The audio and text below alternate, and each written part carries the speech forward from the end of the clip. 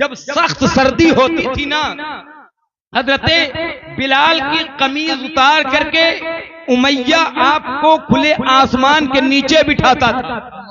भारी भारी पत्थर उमैया बिलाल के सीने पे रखता था, जिसकी वजह से हजरते बिलाल की जबान मुंह से बाहर आ जाती थी। आपको रस्सियों में बांध दिया जाता था, मक्के के शरीर बच्चों को दे दिया जाता था। वो मक्के के रेतीली जमीन पर हजरते बिलाल को घसीटते थे और उमैया कहता था, ऐ बिलाल अब तो नबी का नाम लेना छोड़ दे, अब तो अहद अहद के नारे लगाना छोड़ दे।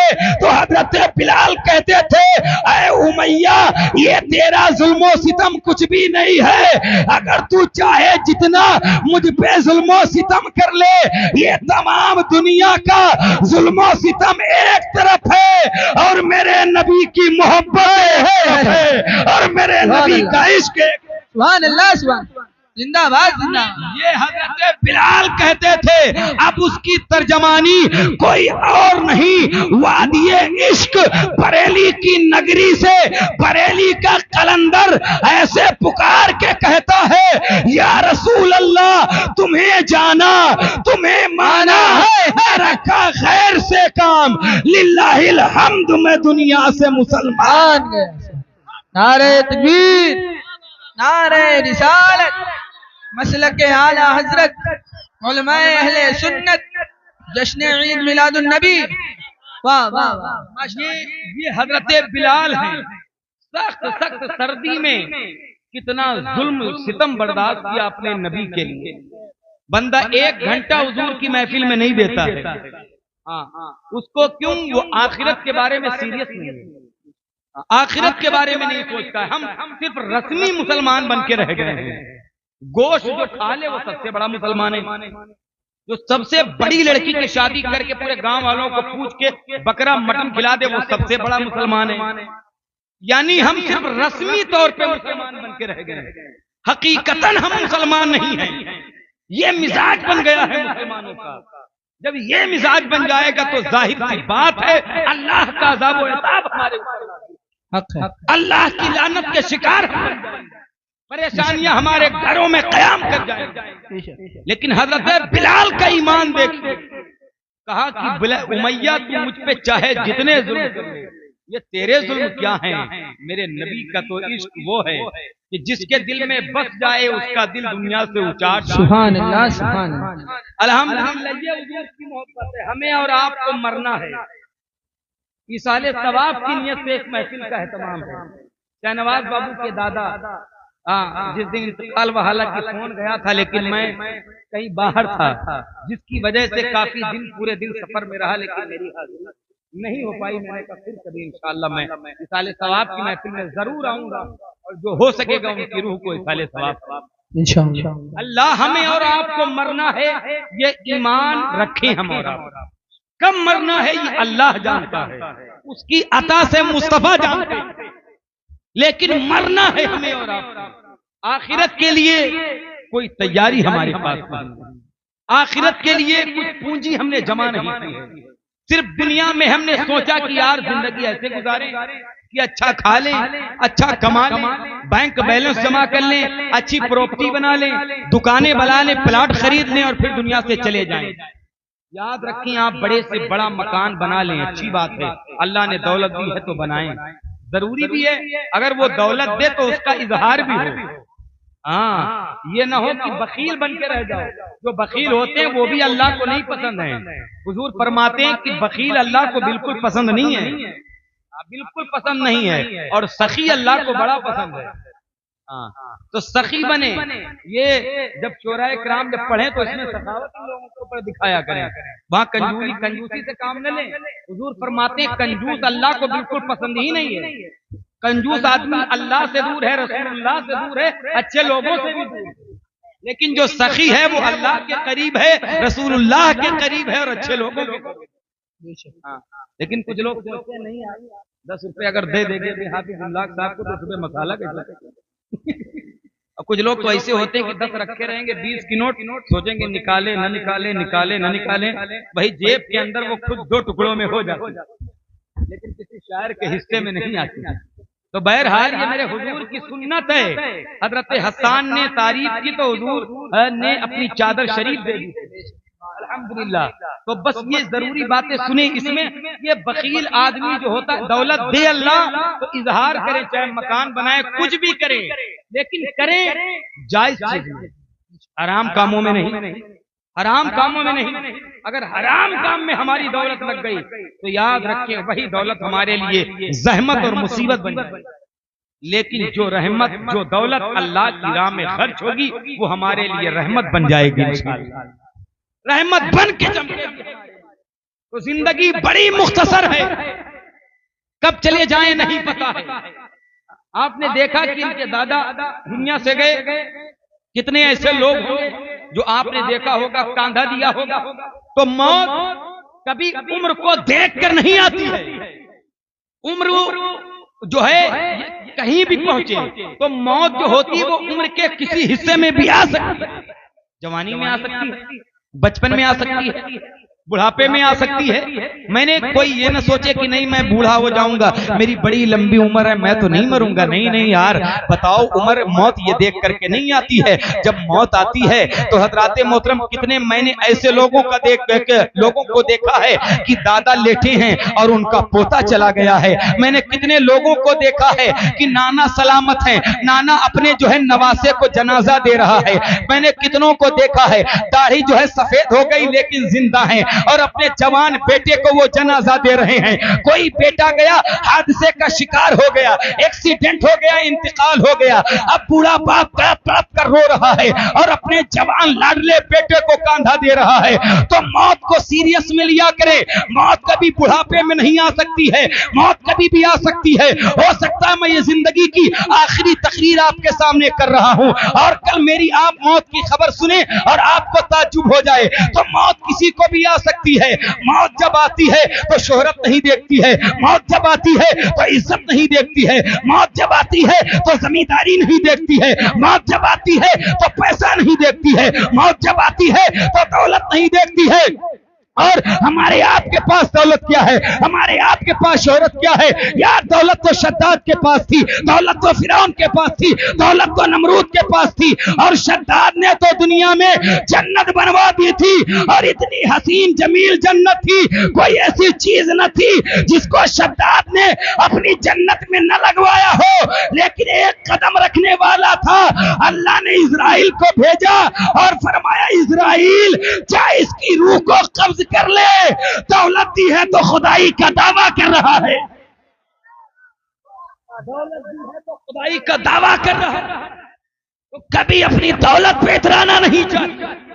दौलत वो हो जो हुजूर की मोहब्बत में खर्च है। शादियों में बिला वजह 10-10 लाख की महंगी शादियां करके अपना नाम ऊंचा करके हमने कमाया क्या? आखिरत में हिसाब हमें देना पड़ेगा। कितना रिस्क होता है जो शादियों में बर्बाद होता है, नालियों में बहता है। हज़रात ये रिस्क की अहमियत क्या है उन लोगों से पूछो जो सुबह की रोटी खाते हैं और शाम की नसीब नहीं होती, फुटपाथ पे भूखे सो जाते हैं। यार एक रोटी खा ले तो दूसरी रोटी का पता नहीं है। इनने शादियों में इतना खाना बेकार कर दिया।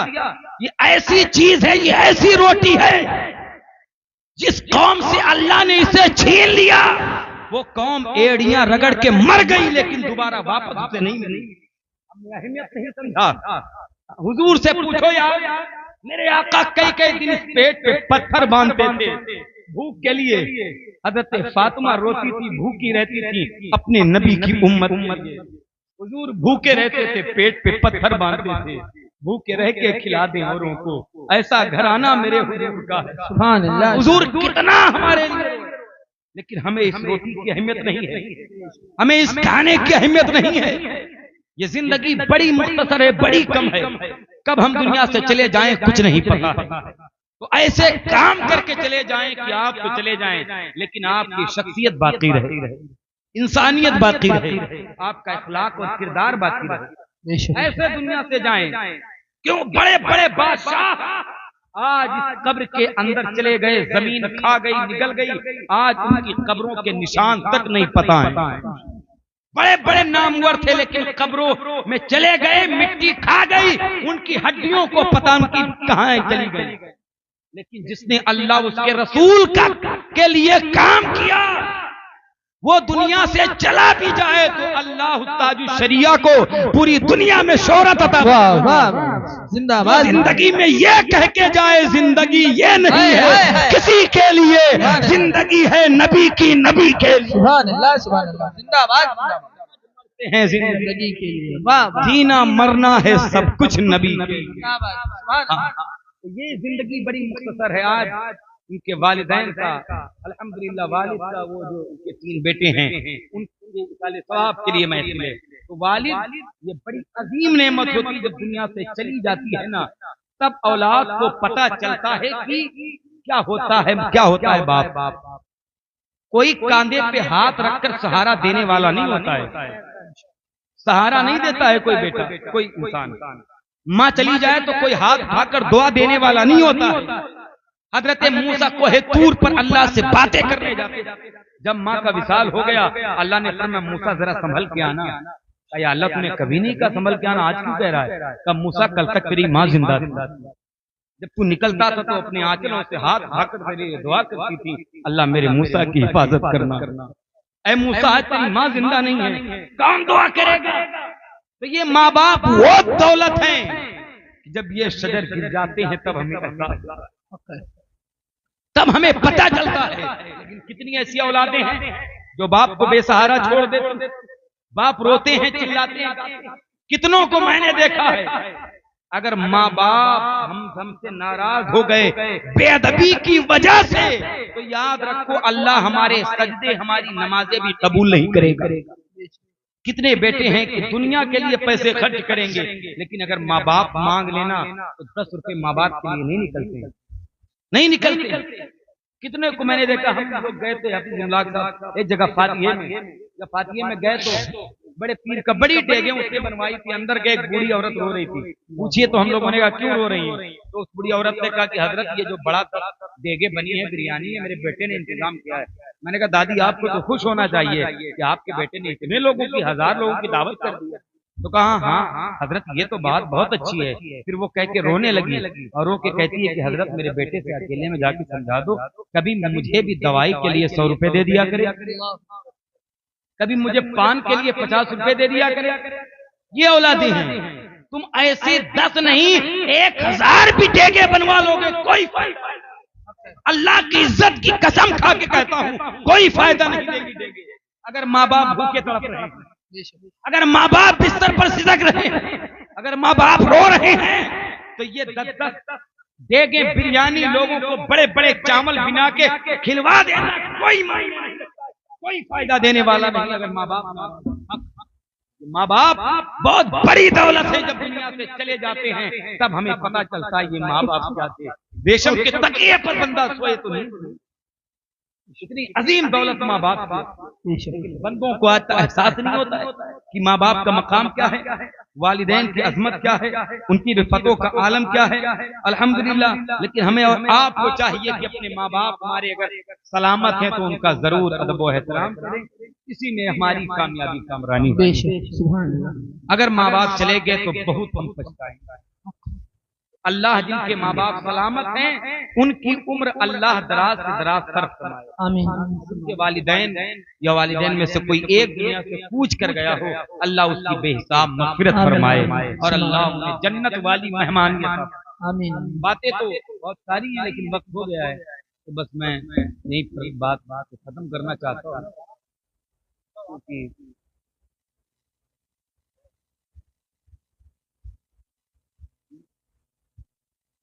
तो ये बातें जो मैंने थी कुछ हुसूल बरकत के लिए और अर्ज कर दी, और इसी पर इंशाअल्लाह हमारा अमल रहेगा तो हम और आप कामयाब कामरान हो जाएंगे। तो वालिदैन जिनके सलामत हैं उन नौजवानों को चाहिए कि अपने वालिदैन की कदर कर लें रहती जिंदगी में, वरना जिस दिन माँ बाप चले जाएंगे उस दिन बड़े बड़े साथी तुम्हारे होंगे, बड़े रिश्तेदार होंगे, लेकिन जो तसल्ली जो दुआ तुम्हारे माँ बाप दे सकते हैं वो कोई नहीं दे सकता। कोई नहीं दे सकता है। हुजूर जब मेराज का दूल्हा बने थे ना, तो उम्मे हानी के घर की छत पे खड़े होकर अपने घर की तरफ देख के रोए थे। तो जिब्रील ने पूछा था, सरकार खुशी का मौका है, आज क्यों रो रहे हो? कहते जिब्रील, आज मेरी माँ आमिना याद आ गई। आज मैं दूल्हा बना हूं ना मेराज की रात, अगर मेरी माँ आमिना जिंदा होती तो मुझे दूल्हा बनते देखती तो खुश हो जाती, क्योंकि आज जब बेटा दूल्हा बनता है तो माँ बाप, तो माँ के दिल से पूछो माँ कितनी खुश होती है। अब जब अपने लाडले को दूल्हे में देखती है, दूल्हे के सहरे में देखती है, सहरा सर पे देखती है, तो माँ की आंखों में आंसू आ जाते हैं, और आंसू आके जो है वो कहती मेरा लाडला कितना अच्छा लग रहा है, मेरा बेटा कितना प्यारा लग रहा है। किसी का भी बेटा दूल्हा बने, वो लड़का कैसा भी हो, लेकिन माँ बाप यही देख के कहते हैं सुभान अल्लाह, मेरा बेटा कितना अच्छा लग रहा है। बंदा खुश होके कहता है सुभान अल्लाह। जब कोई चीज अच्छी लगती है तो अरबी में कहा जाता है सुभान अल्लाह। हुजूर रोने लगे, कहा जिब्रील, अगर मेरी माँ आमिना जिंदा होती तो आज मैं मेराज का दूल्हा बन रहा हूँ, आज मेरी माँ आमिना मुझे देख के खुश हो जाती। जब हुजूर की आंखों में आंसू आए तो रब ने फरमाया, हबीब आप परेशान क्यों होते हैं? आप सुभान अल्लाह की बात करते हैं, हम पूरी सूरत उतार देते हैं। सुभान अल्लज़ी असरा बिअब्दिही लैलम मिनल मस्जिदिल हरामी इलल मस्जिदिल अक़सा। हबीब आप क्यों परेशान हैं? मैं कह देता हूँ, कितना अच्छा लग रहा है मेरा हबीब, कितना प्यारा लग रहा है मेरा महबूब, कितना हसीन लग रहा है मेरा हबीब। अल्हम्दुलिल्लाह, ये माँ होती है, माँ आमिना भी होना तो अगर याद आ जाए तो बेटा रसूलों का इमाम हो तो आंखों में आंसू आ जाते, हुजूर रोने लगते। तो माँ बाप अगर सलामत है तो उनकी कब्र करें, नहीं सलामत है तो उनकी कब्र पे चले जाए। दुआ न कबूल होती, उनकी कब्र की मिट्टी उठा के दुआ करें, कसम खुदा की अल्लाह दुआ कबूल फरमाएगा। दुनिया से जाने के बाद भी माएं तुम्हारी सदाओं को सुनती हैं, तुम्हारे बाप तुम्हारे वालिदैन तुम्हारी आवाजों को सुनते हैं, चाहे वो कब्र के नीचे भी चले। ये वक्त का तकाजा है, ये हालात इतने नाजुक बन गए हैं कि लोग बूढ़े माँ बाप को साथ में रखते जिल्लत समझते हैं। कहते यार माँ बाप बूढ़े हो गए, मैं कैसे साथ में रखूंगा, मैं तो नहीं रख सकता। ये मेरी सोसाइटी के खिलाफ है, लोगों के ये नजरियात बन गए हैं। अगर माँ बाप का कोई पैरोकार नहीं है तो वो चाहे जितना बड़ा कुछ भी हो जाए, हाजी हो, नमाजी हो, अल्लामा हो, मुफ्ती हो, कोई मायने नहीं रखता, वो कहीं का भी नहीं है अगर माँ बाप का वो गुस्ताख है। हुजूर फरमाते हैं अल्लाह तबारक व तआला उसकी नमाज भी कबूल नहीं करता जिनके माँ बाप बेअदबी की वजह से नाराज है, सजदे भी अल्लाह कबूल नहीं करता जिनके माँ बाप नाराज हो जाएं। तो माँ बाप वो अजीम दौलत है कि अल्हम्दुलिल्लाह यहां भी काम आएंगे, मैदान क़यामत। ये तुम्हें कहीं भूलने वाले नहीं। तो नौजवानों अपने वालिदैन की खिदमत करें, उनसे मोहब्बत करें, इसी में कामयाबी और कामरानी है। वक्त बहुत हो गया है, इसीलिए मैं अपनी बात का इख्तिताम यहीं पर करता हूँ और अल्लाह की बारगाह में यही दुआ करता हूँ। और एक और ऐलान समाप्त फरमा लें, जानूल भाई रिकॉर्ड कर लीजिएगा। बहुत जरूरी ऐलान ये है कि अल्हम्दुलिल्लाह रब्बिल आलमीन रमजान शरीफ का महीना करीब है, कुछ दिन बचे हैं। हाँ, सारे हुफ़ाज़े किराम तरावी की तैयारी में लगे, मेरे काजी नदीम सालार साहब भी कल जा रहे हैं लखनऊ सुनाने के लिए। तो सारे हुफ़ाज़ रमजान के बाद आएगा शव्वालुल मुकर्रम, आपके गांव में भी अल्हम्दुलिल्लाह होती होंगी, कारी ज़ियाउद्दीन साहब किबला की सरपरस्ती में, और इलाके में बहुत हुफ़ाज़े किराम है जो शागिर्द हैं हज़रत के अल्हम्दुलिल्लाह। तो ये रमजान शरीफ आ रहा है, इसकी तैयारी आप करें। ऐसे मस्जिदों में जाए ना, ये कसम खुदा की मस्जिदें देखकर तुम्हारे लिए बख्शिश की दुआ करें, सुभान अल्लाह, माशाअल्लाह, दुआ करें। अगर किसी गांव में मस्जिद है, मैं तकरीर में समझा रहा हूँ आपको, तकरीर तो आप मोबाइलों पर सुन लेगा, मेरी जिस टॉपिक पे चाहे सुन सकते हैं, अल्हम्दुलिल्लाह 2-2 घंटे की मौजूद है। तो अगर किसी गांव में मस्जिद हो, वो गुंबद और मीनार लगी हो, एसी कूलर पंखे लगे हो ना, लेकिन अगर नमाजी मस्जिद में नहीं है तो वो मस्जिद पूरी आबादी की खातिर बद्दुआएं करती है, बद्दुआएं। लेकिन अगर मस्जिद कच्ची हो, छत उसकी खजूर के तने की क्यों ना हो, लेकिन अगर नमाजी ज्यादा होते हैं तो वो मस्जिद पूरी आबादी की खुशहाली के लिए दुआएं किया करती है। माशाअल्लाह माशाअल्लाह। हाँ, तो रमजान में ऐसे पहुंच जाए मस्जिद में, तरावी पढ़े। ये जो तरावी पढ़ेगा खुलूस से, अल्लाह उसको क़यामत में हुजूर की शफाअत अता सुभान अल्लाह माशाअल्लाह। रमजान का एहतराम कर लेगा, अल्लाह उसकी बरकतों में इजाफा। माशाअल्लाह तो माशाअल्लाह। रमजान आ रहा है, इसकी तैयारी जरूर करें। आप भी मस्जिद पहुंचे, अपने बच्चों को भी लेके जाएं और मस्जिदों को आबाद करें। अगर अल्लाह के घर वीरान हो गए तो हमारे घर भी वीरान होंगे, और वो वक्त दूर नहीं है कि कसम अल्लाह की मुसलमानों को दौड़ा दौड़ा के मार दिया जाएगा। लेकिन अगर तुम अल्लाह के घर में आ गए, रसूलुल्लाह के कदमों में पलट के आए और तुमने कह दिया या रसूल अल्लाह, बस हम आपके कदमों में पलट के आ गए हैं, हमें कहीं नहीं जाना है, और अपने इमाम की जबान में कह देना या रसूल अल्लाह, बस तुम्हें जाना, तुम्हें माना, न रखा गैर से काम, लिल्लाहिल हम्द। मैं दुनिया से मुसलमान गया तो आज जो लोग जगह जगह सड़कों पर प्रोटेस्ट एहतजाज करते हैं वो ना करें। मैं जिम्मेदारी के साथ कहता हूं, अगर सड़कों पर एहतजाज न करके सारे मुसलमान अल्लाह के घर में जमा हो जाएंगे तो कसम खुदा की अल्लाह की मदद ऐसे नाजिल होगी कि ये जालिम बादशाह तो क्या, फिरौन भी तुम्हारा बाल बेका नहीं कर सकता है, कोई तुम्हारे नाम को मिटा नहीं सकता है, कोई इस्लाम को खत्म नहीं कर सकता है। और इस्लाम को ये क्या कोई ख्वाब खत्म करेगा? अरे मजहब इस्लाम तो ये है अल्हम्दुलिल्लाह, जो कर भी सर बुलंद था आज भी सर बुलंद है। इसे मिटाने वाले आए और खुद मिट गए, इसलिए कि है नूरे खुदा, कुफ्र की हरकत पे खंदसन, धूपों से ये चिराग बुझाया न जाएगा। अगर मजहब इस्लाम मिटने वाला होता तो ये मैदान बद्र में मिट जाता, लेकिन 1000 मिट गए और वो जो है 313 का नाम रोशन हो गया। अगर ये इस्लाम मिटने वाला होता तो ये करबला में खत्म हो जाता, लेकिन 22,000 मिटाने आए थे, उनका नामो निशान खत्म हो गया। लेकिन जो 72 करबला में आए थे, आज भी करबला में उनका खेमा लगा हुआ है। सुभान अल्लाह जिंदाबाद जिंदाबाद। आज जरूरी है कि करबला वालों से रिश्ता इनके करीब हो जाए इंशाअल्लाह। अल्लाह की वो मदद हमारे लिए। हाँ, दश्त तो दश्त है, दरिया भी न छोड़े हमने, बहरे जुल्मात में दौड़ा दिए घोड़े हमने।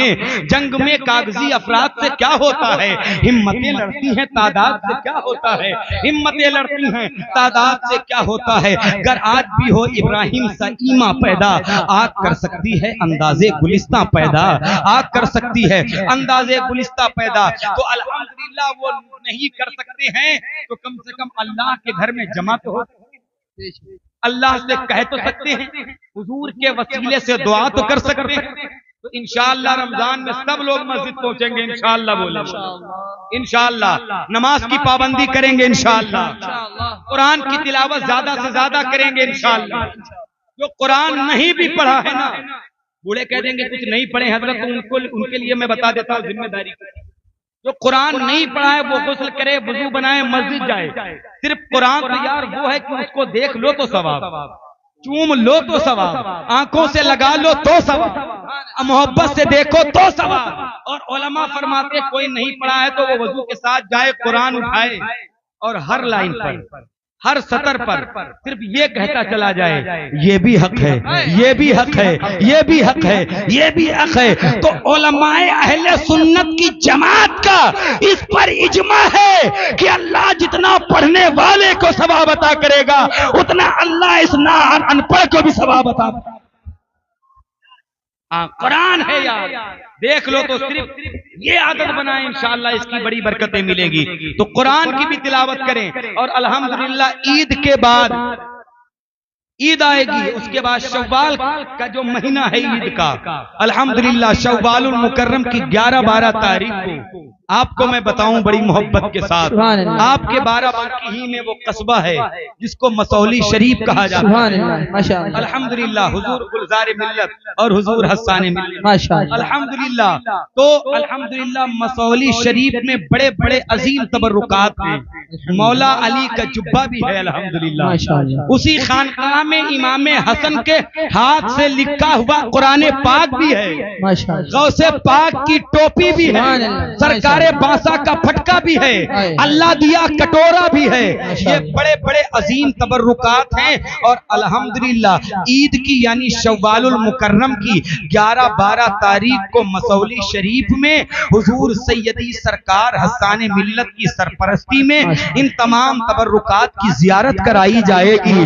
आप मसौली शरीफ जाएं, मौला अली के जुब्बे की जियारत करें, इमाम हसन के हाथ से लिखा हुआ कुरान पाक देखें, अल्लाह दिया कटोरा जो है उसकी जियारत करें। मेरे शेख मेरे मुर्शिद करीम हुजूर सैयदी सरकार हस्साने मिल्लत की सदारत सरपरस्ती में जो जुब्बे मौलाए कायनात के अल्हम्दुलिल्लाह वारिसो अमीन हैं, उसकी जियारत करवाते हैं। आप मसौली शरीफ पहुंचे ईद की 11-12 तारीख को और इन तमाम तबर्रुकात की जियारत करें और सैयदजादों के फयूज़ो बरकत से अपने आप को महसूस करें।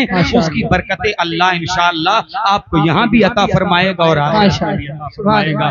तो अल्लाह तबारक व तआला इस महफिल में हम सब का जमा होना कबूल फरमाए और मरहूम की बेहिसाब अल्लाह मग़फ़िरत फरमाए। अल्लाह उनको जन्नत वाली मेहमानी अता फरमाए। व आखिरु दावाना अल्हम्दुलिल्लाहि रब्बिल आलमीन। अस्सलामु अलैकुम।